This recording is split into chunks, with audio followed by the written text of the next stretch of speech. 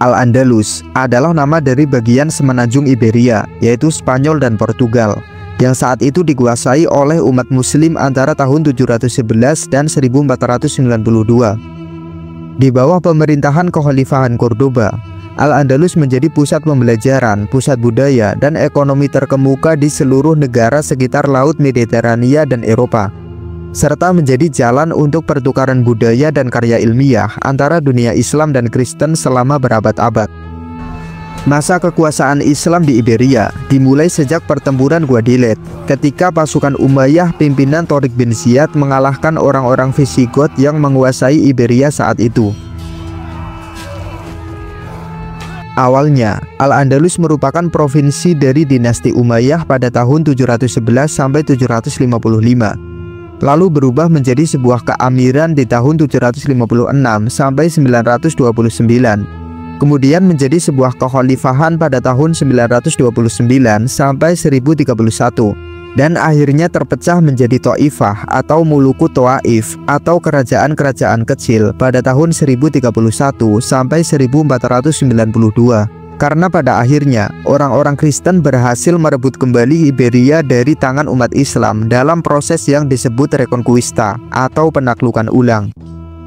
Nama Al-Andalus umumnya tidak merujuk kepada Iberia secara umum, tetapi kepada daerah-daerah yang dikuasai umat muslim pada zaman dahulu. Tahun 1492, benteng terakhir umat Islam di Spanyol, yaitu Granada, di bawah kepemimpinan Muhammad XII, menyerah sepenuhnya kepada kerajaan Katolik Spanyol yang dipimpin oleh Ratu Isabel I dari Kastilia dan Fernando II dari Aragon. Sedangkan kekuasaan Islam di Portugal berakhir pada 1249 dengan ditaklukkannya wilayah Algarve oleh Afonso III. Kekalahan penguasa muslim kemudian diikuti oleh penganiayaan dan pengusiran terhadap kaum muslim dan Yahudi di Spanyol. Pada tahun 705 sampai 715 Masehi, di masa Kekhalifahan Umayyah yang saat itu dipimpin oleh Walid bin Abdul Malik atau Al-Walid I yang merupakan khalifah ke-6 Bani Umayyah. Saat itu, Al-Walid I menerima surat dari salah seorang pemimpin pasukan kaum muslim, yaitu Musa bin Nusair, tentang penaklukan Andalusia. Saat itu, Khalifah Al-Walid I membalas surat Musa bin Nusair dan memerintahkannya agar menguji coba beberapa batalion kecil terlebih dahulu, guna mengamati kondisi yang ada. Dengan begitu, kalaupun kondisi lautnya berbahaya, tidak akan seluruh pasukan kaum muslim ditelan oleh ombak. Perundingan antara Musa bin Nusair dan Khalifah Al-Walid ini memakan waktu yang cukup lama, karena jauhnya jarak antara Damaskus, yaitu ibu kota kekhalifahan, dan Tunisia, tempat Musa bin Nusair bermarkas. Setelah perundingan mereka selesai, Musa bin Nusair akhirnya mengirim pasukan Islam di bawah pimpinan Tharif bin Malik. Tharif memimpin 400 tentara infanteri dan 100 tentara kavaleri.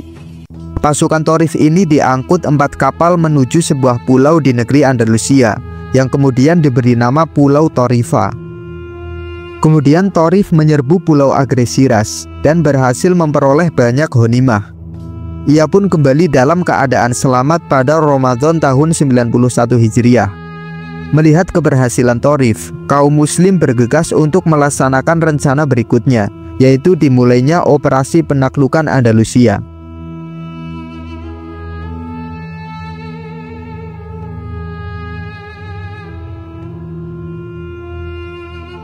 Pada awal Juli 711 Masehi, seorang panglima yang bernama Tariq bin Ziyad dipercayai untuk memimpin pasukan yang terdiri dari 7.000 penunggang kuda orang Berber.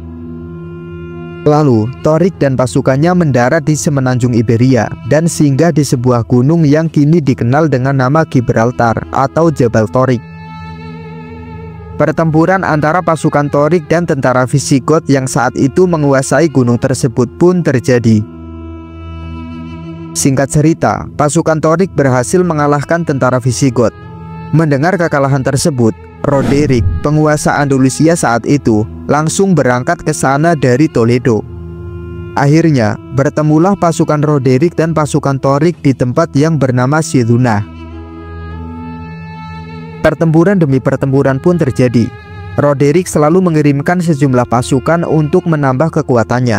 Namun, setiap pasukan yang ditambah Roderick selalu berhasil dikalahkan oleh pasukan Torik bin Ziyad.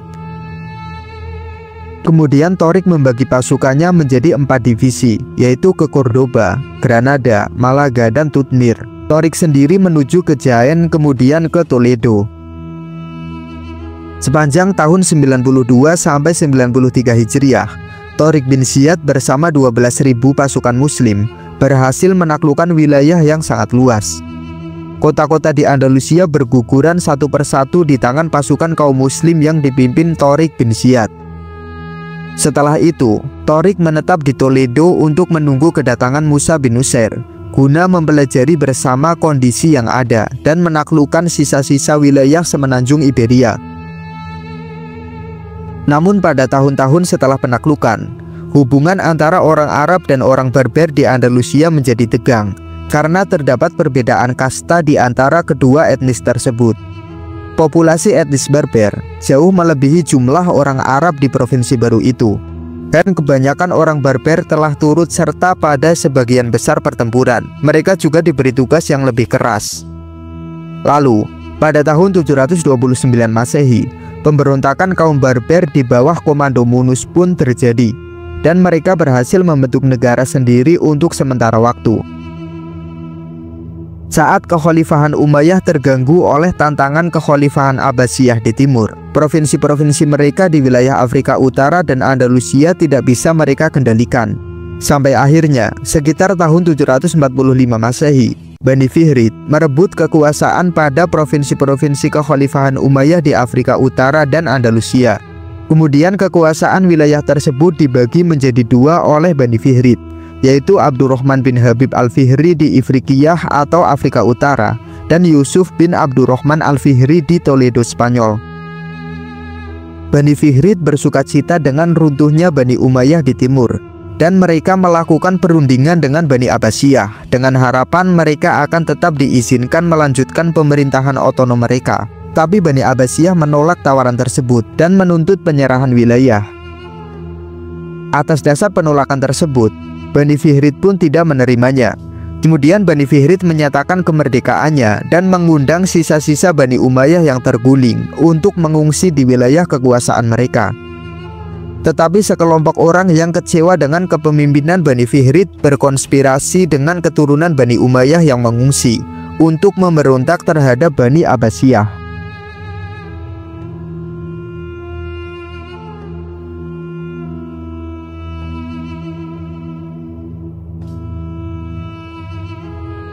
Pada tahun 756, seorang bangsawan dari Bani Umayyah yang bernama Abdurrahman Ad-Dahil atau Abdurrahman I berhasil menggulingkan Yusuf al-Fihri pada pertempuran Musyaroh, dan Abdurrahman I menyatakan dirinya sebagai amir dari Cordoba. 1,5 abad kemudian, keturunannya yang bernama Abdurrahman An-Nasir atau yang lebih dikenal sebagai Abdurrahman III tidak hanya dengan cepat memulihkan kekuatan Umayyah di seluruh Andalusia, tetapi juga sanggup memperluas wilayahnya ke Afrika Utara bagian barat. Ia pun menjadi amir pada tahun 912 sampai 929. Lalu pada tahun 929, ia menyatakan dirinya sebagai khalifah dan mengangkat status Al-Andalus dari emirat menjadi sebuah kekhalifahan, yaitu kekhalifahan Cordoba. Abdurrahman III kemudian mulai membangun kekuasaan Bani Umayyah di Andalusia dan memusatkan pemerintahannya di Cordoba. Pada periode kekhalifahan inilah Al-Andalus mencapai zaman keemasannya dengan menerapkan sistem pertanian dan kebijakan ekonomi yang baru, membuat daerah di sekitar Cordoba dan beberapa kota di Andalusia menjadi daerah dengan ekonomi pertanian yang paling maju di Eropa saat itu. Dalam dunia Islam, Cordoba adalah salah satu pusat budaya terkemuka. Karya para filsuf dan ilmuwannya memiliki pengaruh besar pada kehidupan intelektual Eropa di abad pertengahan. Bukan hanya orang Muslim saja yang datang untuk belajar ke situ, tetapi non-Muslim juga sering datang dari luar negeri untuk belajar di perpustakaan Andalusia. Salah satu ilmuwan barat yang terpengaruh oleh ilmuwan Andalusia adalah Michael Scott, yang membawa karya Ibnu Rushd dan Ibnu Sina ke Italia.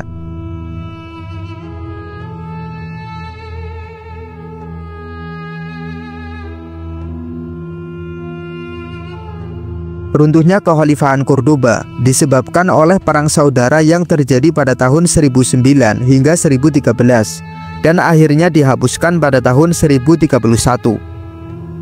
Kemudian Al-Andalus terpecah menjadi banyak kerajaan kecil atau yang biasa disebut sebagai Thaifah. Pada periode ini, umat Islam di Andalusia kembali memasuki masa pertikaian. Ironisnya, saat terjadi perang saudara tersebut, ada di antara pihak-pihak yang bertikai itu yang meminta bantuan kepada raja-raja Kristen. Melihat kelemahan dan kekacauan yang menimpa keadaan politik Islam pada saat itu untuk pertama kalinya, orang-orang Kristen pada periode ini mulai mengambil inisiatif penyerangan. Thaifah-thaifah ini pada umumnya amat lemah, sehingga tidak dapat mempertahankan diri menghadapi serangan-serangan dan permintaan upeti dari kerajaan-kerajaan Kristen di daerah utara dan barat, antara lain kerajaan Navarre, Leon, Portugal, Kastilia, Aragon, dan juga Barcelona. Akhirnya, serangan-serangan dari kerajaan Kristen ini berubah menjadi penaklukan, sehingga Thaifah-thaifah di Al-Andalus meminta bantuan dari Bani Murabitun yang berpusat di Afrika Utara.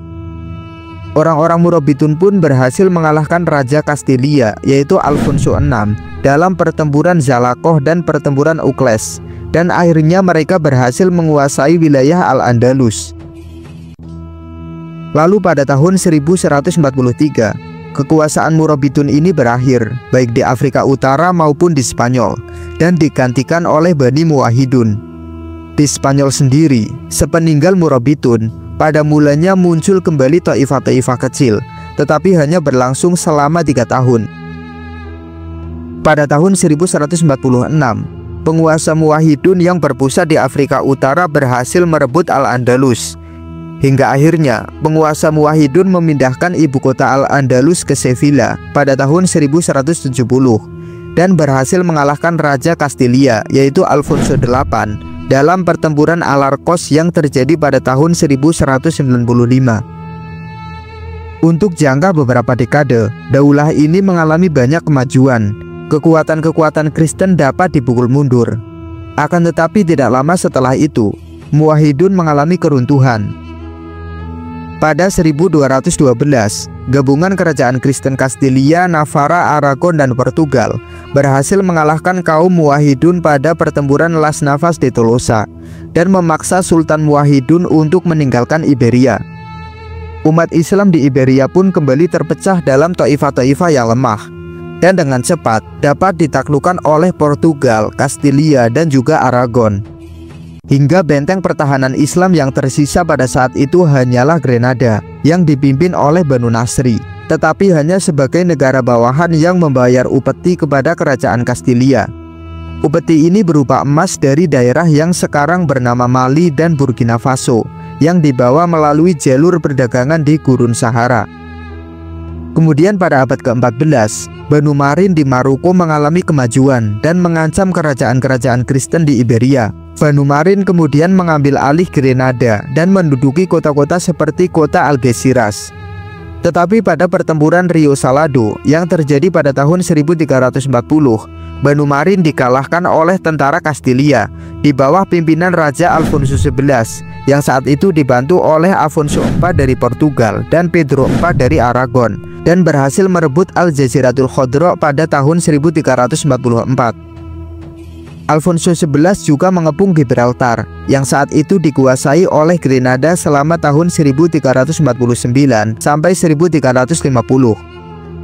Tetapi Alfonso XI dan sebagian besar pasukannya dibinasakan oleh wabah kematian hitam pada tahun 1350. Lalu Alfonso XI digantikan oleh Pedro dari Kastilia. Di situ, Pedro memutuskan untuk berdamai dengan umat Islam dan memilih berperang melawan kerajaan-kerajaan Kristen yang lain. Peristiwa ini menandai dimulainya 150 tahun pemberontakan dan perang saudara umat Kristen di Eropa dan mengamankan keberadaan Grenada. Setelah perjanjian perdamaian dengan Raja Pedro dari Kastilia, Granada menjadi sebuah negara yang aman dan merdeka hingga hampir 150 tahun berikutnya. Umat Islam diberi kemerdekaan, kebebasan bergerak dan beragama, dan dibebaskan dari upeti selama 3 tahun. Setelah 3 tahun, umat Islam kembali diwajibkan membayar upeti yang jumlahnya tidak lebih dari yang diwajibkan sebelumnya, yaitu pada masa Banu Nasri. Peradaban Islam pun kembali mengalami kemajuan seperti pada zaman Abdurrahman III. Akan tetapi secara politik, dinasti ini hanya berkuasa di wilayah yang kecil. Pada tahun 1469, pernikahan antara Raja Fernando II dari Aragon dan Ratu Isabel I dari Kastilia menandakan akan terjadinya serangan terhadap kerajaan Islam di Granada. Fernando dan Isabel kemudian meyakinkan Paus Sixtus IV untuk menyatakan perang mereka sebagai perang suci. Hingga akhirnya Paus Sixtus IV menyetujui permintaan Fernando dan Isabel untuk melakukan peperangan.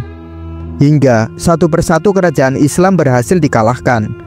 Pengepungan tersebut pun berakhir pada 2 Januari 1492 saat Sultan Grenada yaitu Muhammad XII menyerahkan istana dan benteng Grenada yaitu Alhambra kepada kekuasaan Kristen dan menandai berakhirnya kekuasaan Islam di Iberia. Pada saat itu, kaum muslim di Grenada masih diizinkan untuk terus mempraktikkan agama mereka. Tetapi pada tahun 1502, raja-raja Katolik memaksa semua kaum muslim yang hidup di bawah kekuasaan Kastilia untuk berpindah agama. Kemudian keturunan muslim menjadi sasaran pengusiran dari Spanyol antara tahun 1609 dan 1614.